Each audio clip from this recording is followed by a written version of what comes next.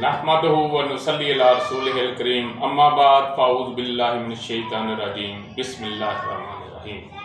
नाज़रीन, आज बात होगी दर्द मैदा पर। वजह मैदा, दर्द मैदा कि मैदा में दर्द क्यों होता है।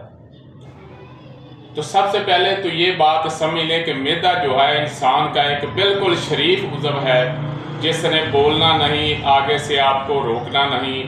ये आप पर मुनहसर है कि आप उसको क्या खिला रहे हैं, आप कितनी ग़िज़ा जो है अंदर ठूंस रहे हैं। अल्लाह ताला कुरान मजीद में फरमाते हैं, कुलू वशरबू वला तुसरिफू, यानी खाएं पिएं लेकिन ज़्यादती ना करें। तो मैदा को खुराक उतनी देनी चाहिए, इंसान को खुराक उतनी खानी चाहिए जितनी वो आसानी से हजम कर सके, बल्कि थोड़ी सी भूख रख कर खाना चाहिए ताकि वो कहीं जाए तो रास्ते में कोई दोस्त मिल जाए, वो उसको सुलह मार ले कि यार ये चीज़ जो है ये आप खाएं, मैं खा रहा हूँ, आपकी क्या खिदमत कर सकते हैं, चाय पी लेते हैं या फ्रूट चाट खा लेते हैं। तो अगर आप घर से पूरा सैर होकर निकले हैं और उसकी ऑफर भी आप कबूल करते हैं तो फिर लाजमी बात है कि आपने बीमार ही होना है, फिर इसमें ना बीमार होने वाली कोई बात नहीं है। तो इसलिए थोड़ा कम खाएं कि अगर कहीं कोई दोस्त मजबूर करे खाने के लिए तो आप थोड़ा बहुत जो है वो खा भी लें तो आपकी सेहत पर बुरा असर ना पड़े। तो मैदा जो है ये दरअसल मुरक्कब उज़्व है, इसका तो अलग असाब के साथ भी है, उज़लात के साथ भी है और गुद्दत के साथ भी है। तो चूँकि सबसे पहले जो है वो मैदा ही बीमार होता है किसी भी मर्ज़ में, चूँकि इसी ने ग़िज़ा को हज़म करके उसकी जो मतलूबा खिल्लत है वो पैदा करनी है और जिस उज़्व को उस खिल्लत की ज़रूरत है उसने उधर चले जाना है। तो सबसे पहले अगर वो खिल्लत ही सही पैदा नहीं कर रहा तो फिर मामला जो है वो बिगड़ जाएगा, चूँकि ग़िज़ा को हज़म करने में इसको जो है वो मुश्किलात आएंगी। तो ज़ाहिर बात है इंसान के बीमार होने में सबसे पहले जो चीज़ मुतासर होती है वो मैदा है। लेकिन इसका चूँकि मरकब तो लग से फिर देखना पड़ेगा कि कौन सा उज़्व बीमार है, क्या उज़लात तहरीक में है, गुद्दत तहरीक में है या असाब तहरीक में है। तो सबसे पहले तो मैदे में जो है वो दर्द पैदा होता है, बाद का तबकाइयाँ आती हैं, उल्टी आती है, कै आती है और फिर दर्द जो है वो आहिस्ता आहिस्ता फिर सोजश वाले मुकाम पर जब वो बीमारी जाती है तो फिर सोजश की वजह से मज़ीद जो है वो मामलात बिगड़ते हैं। इसलिए कबल वक़्त ही इसका इलाज जो है फ़ौरन कर लेना चाहिए। मैदे में अगर कोई तकलीफ़ है तो उसको आप मामूली ना समझें, ताकि फिर ऐसा ना हो कि मर्ज़ बढ़ता गया जूं दवा की, तो उसकी जो दवा है वो टाइम के साथ ही कर लें तो ज़्यादा बेस्ट है। तो असाब में जब तहरीक होगी तो अबकाइयाँ आएंगी, कै आएगी, मतली आएगी।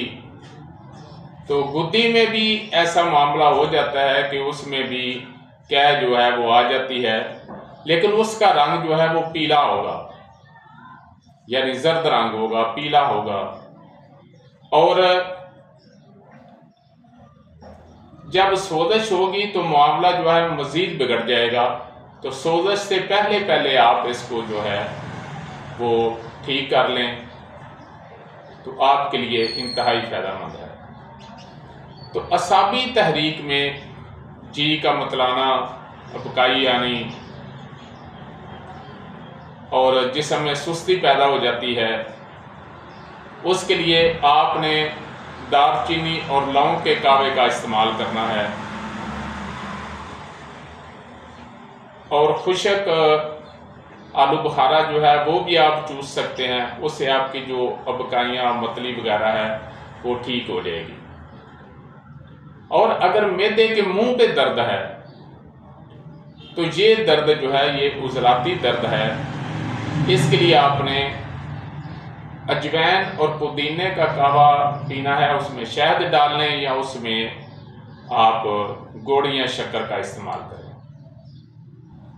तो अगर सारे मैदे में दर्द है तो फिर ये गुद्दी दर्द है, मरोड़ आते हैं, मरोड़ पड़ते हैं और फौरन मरोड़ के बाद फिर पकाना आता है, दर्द भी होती है सारे पेट में। तो इसके लिए आपने छोटी इलायची, ज़ीरा सफ़ेद और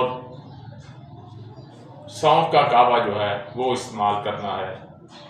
तो इंशाल्लाह आपके मर्ज़ में अफाका होगा। लेकिन ये बात ज़हन में रखें कि मैदे को अगर तकलीफ़ हो तो फ़ौरन इलाज कराएं और उसकी तहरीक को मद्देनज़र रखते हुए 3 उज़्वे रईस हैं और उनकी 6 तहरीक हैं, फिर उनके आगे दर्जे हैं, इन तमाम चीज़ों को मद्देनज़र रखते हुए और फिर जिस तहरीक का आप इलाज कर रहे हैं उसी तहरीक के मुताबिक आपको ग़िज़ा भी इस्तेमाल करनी चाहिए, फिर जो है वो फ़ायदा होगा। और उसी दर्जे की ग़िज़ा इस्तेमाल करेंगे, उसी तहरीक की ग़िज़ा इस्तेमाल करेंगे।